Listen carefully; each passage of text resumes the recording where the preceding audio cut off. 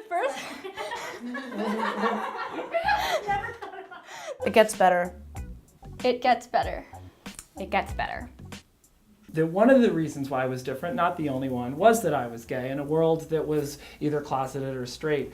And it wasn't until I was 17 that I really started writing directly about that. And really that was my coming out process, was putting it up there into that play.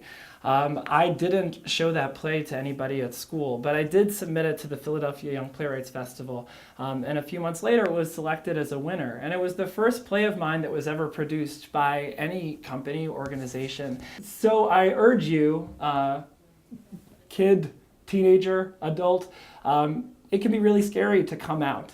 And there's no guarantees anywhere that there's going to be a standing ovation at the end of the line.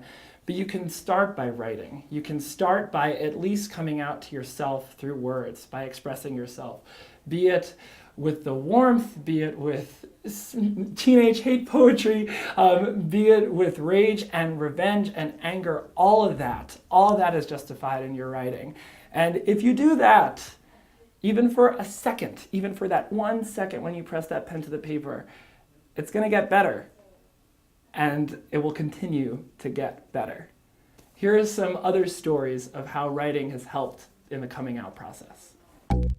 I'm Nora Miller, I'm 17, and I'm a poet. I love poetry. I read a lot of poetry. I am Lily Gelman. I'm 17 years old, and I like to write all sorts of things, from sci-fi to humor to poetry to just random stories that are sort of slice of life. I don't know, I like to explore a lot of things through writing.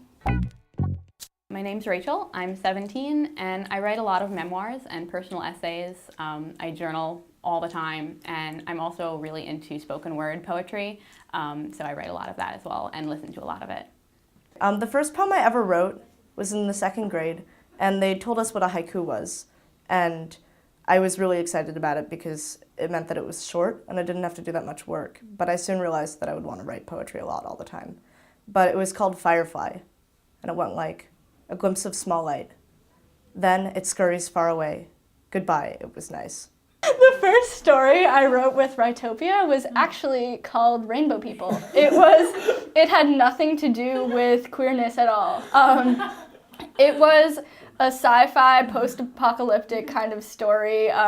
The whole world had been stricken by this Wabniar virus, which is rainbow backwards. And then the only way that people had a cure for this was mysteriously turning into different colors that sort of correlated with their personality stereotypically, like yellow was really happy and red was really sad and purple was intelligent for some reason, I don't know why.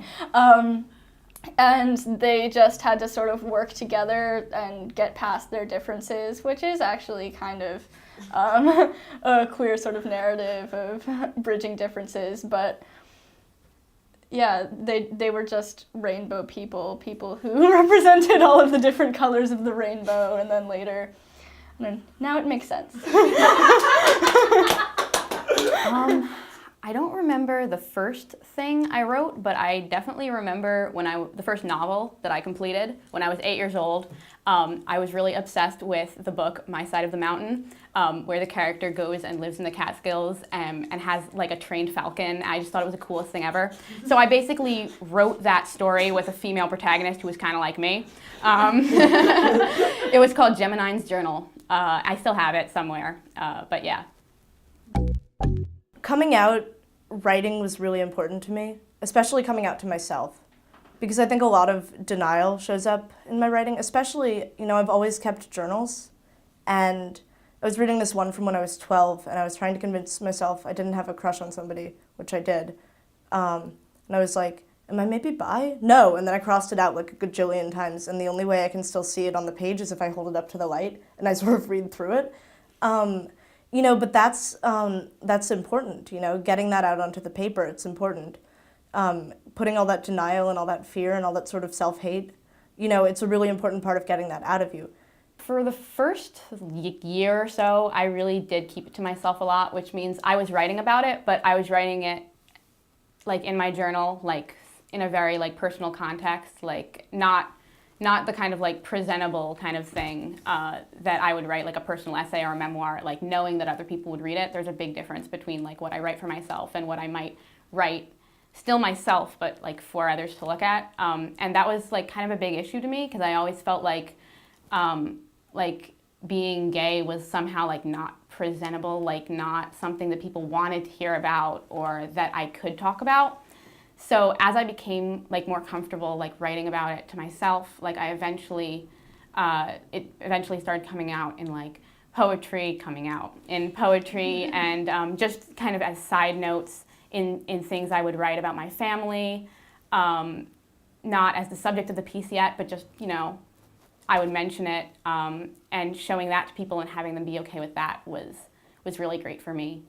I wrote a lot of op-eds and just pieces about the Defense of Marriage Act and Don't Ask, Don't Tell, which was a huge issue at the time. Now it's been repealed, yay.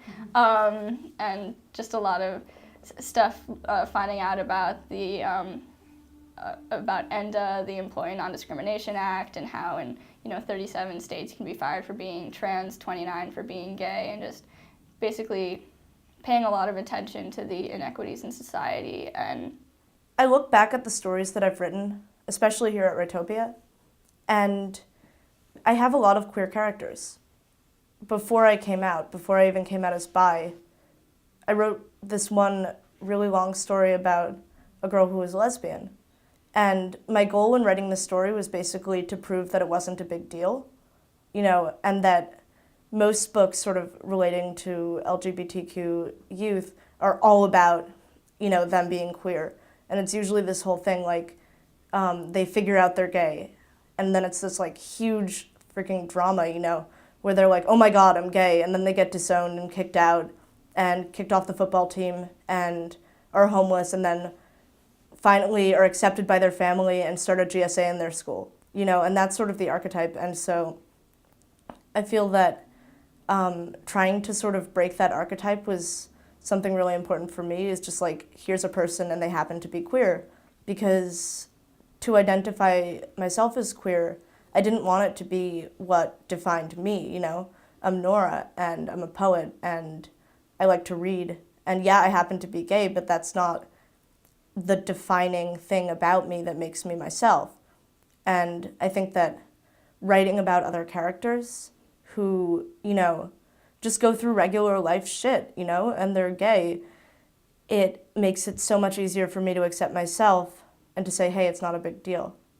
So a lot of the time when I go into different writing settings, or any settings really, like I feel like I have to come out again, and there's always that kind of bit of an awkwardness before you tell everyone and everyone knows. So when I went into the spoken word poetry workshop this past summer, where I wrote my piece about my grandma and my grandparents and my first girlfriend and stuff like that, I started writing about gay stuff like really, in a really, really direct way. Like one of the lines is, I realized I'm a lesbian. And I guess it felt safe for me because Rebecca was there, and like, so I know that I was in an accepting environment. But to be just having to come out for a second, I guess, there's always that little bit of awkwardness. There was another, people from that workshop were like from all over New York City, like had a lot of different experiences.